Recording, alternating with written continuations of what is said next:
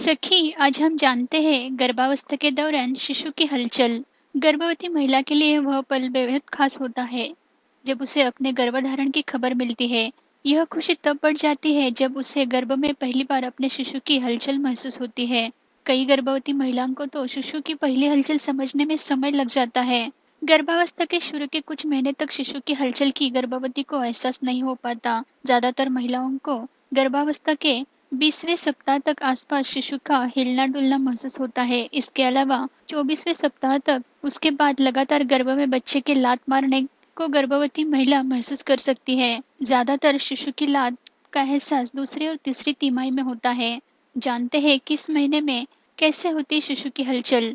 शुरुआत के पहले महीने में शिशु की हरकत हलचल कम होती है और होने का ना बराबर होती है, लेकिन जितनी हलचल होती है बिल्कुल हल्की फुल्की होती है। कई महिलाओं को तो शुरुआत में पेट में पॉपकॉर्न फूलने जैसा महसूस होता है, तो कई महिलाओं को छोटी मछली के तैरने का अनुभव होता है। पहले महीने में बच्चा बढ़ता है तो तितली फड़फड़ने का आभास होता है। पहले महीने में शरीर में नाल और अल्प विकसित नाल होती है जो बच्चे को पोषण और ऑक्सीजन प्रदान करती है। पहले महीने में बच्चा एक बॉल की तरह होता है जो धीरे धीरे बच्चे का विकास शुरू होता है। पहले बच्चे की सिर, रीढ़ की हड्डी, फेफड़े और दिल बनते हैं। दूसरे महीने में बच्चे के शरीर के कुछ अंग बनते हैं। फिर धीरे धीरे मांसपेशियां, हड्डियां, हाथ और पैर आकर आकार लेते हैं। जैसे जैसे बच्चे का आकार बनता है वैसे वैसे बच्चे का चेहरा भी बनता है। इसी दूसरे महीने में भ्रूण में पाचन तंत्र और मूत्र प्रणाली बनना शुरू होता है। इस महीने में महिलाओं को खास तौर पर ध्यान रखना चाहिए। इस महीने में सबसे दौरान महिलाओं को अपनी अंदर कई तरह की हलचल महसूस होती है। तीसरे महीने में महिलाओं को और ही अलग प्रकार की अनुभूति होती है। तीसरे महीने में बच्चे के पैर और हाथ की उंगलियां बनती है। इसी महीने में बच्चा हिलने की कोशिश करता है। इस महीने में महिलाओं को बच्चे के मुड़ने का आभास होता है, साथ ही वो अपने बच्चे को चौंकने वाली गतिविधि का भी आभास कराती है। इस महीने में बच्चे की त्वचा भी बन जाती है और साथ ही चेहरे का विकास भी पूरा हो जाता है। इस महीने में बच्चों के बाहरी कान भी बनते हैं और साथ ही सिर भी पूरी तरह गोलाकार में आ जाता है। तीसरे महीने में बच्चे का दिल भी धड़कन आने लगती है, लेकिन माँ ये महसूस नहीं कर पाती है। यह अल्ट्रासाउंड से पता चल सकता है। तीसरे महीने में बच्चा हिचकी भी लेना शुरू कर देता है और इसी वजह के साथ वह अंगड़ाई लेना, सुस्ती लेना और सिर हिलाने जैसी मूवमेंट भी करने लगता है। चौथे महीने में, जिसमें सभी गर्भवती महिला अपने बच्चे को अल्ट्रासाउंड के जरिए देख सकती है, इस महीने में बच्चे के बालों और नाखूनों की गतिविधि शुरू होती है और साथ ही भ्रूण का आकार भी बढ़ जाता है।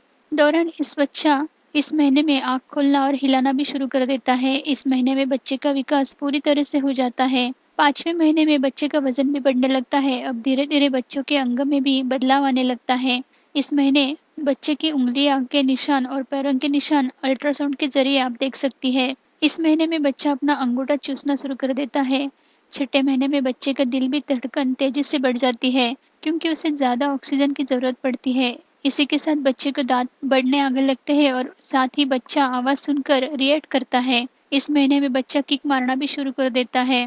आप इस महीने में बच्चे की सभी एक्टिविटी को महसूस कर पाती है। इस महीने में एमनियोटिक थैली में सिर्फ 750 मिली द्रव्य बाकी रहता है। इस महीने में बच्चा चारों तरफ घूमने लगता है।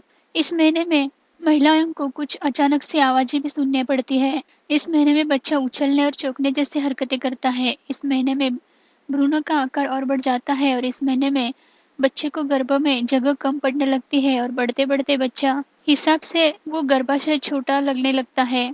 साथ ही महीने में बच्चे का पूरी तरह विकास होने के बाद उसके पास घूमने के लिए ज्यादा जगह नहीं होती है, जिसके उसकी एक्टिविटी कम हो जाती है। इस महीने में बच्चे को जगह कम पड़ने के कारण वह सिर के बल नीचे की ओर जाता है।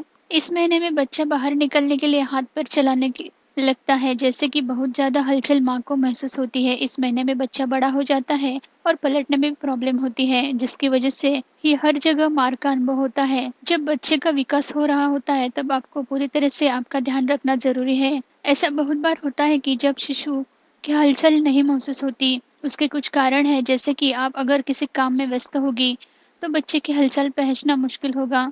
अगर बच्चा पूरी तरह विकसित नहीं हुआ होगा तो उसे गर्भ में किक मारने के लिए जगह नहीं मिल पाएगी। अगर अपरा यानी कि प्लेसेंटा आगे की तरफ आ जाता है तो इससे शिशु की हलचल कम हो जाती है। इसे एंटीरियर प्लेसेंटा कहा जाता है।